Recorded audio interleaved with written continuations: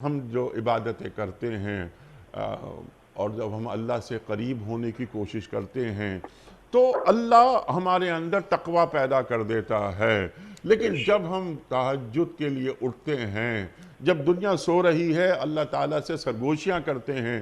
تو تقوی کی جو اگلی منزل ہے، کیا زہد ہمارے اندر، کیا زہد پیدا ہونا شروع نہیں ہو جاتا؟ کوئی شک نہیں اس میں، کوئی شک نہیں، کوئی شک نہیں۔ قرب ربانی کی جتنی صورتیں ہیں انیک صاحب، وہ ساری کی ساری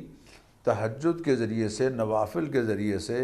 اللہ تعالیٰ نصیب فرماتے ہیں۔ یہ بات خود اللہ تعالیٰ کی طرف سے حدیث قدسی میں نبی اکرم صلی اللہ علیہ وسلم نے ہمیں بتائی ہے کہ بندہ نوافل کے ذریعے سے اللہ کے قریب ہوتا چلا جاتا ہے، حتیٰ کہ اللہ فرماتے ہیں میں اس کے ہاتھ بن جاتا ہوں، پھر ہاتھوں سے وہی کرتا ہے جو میں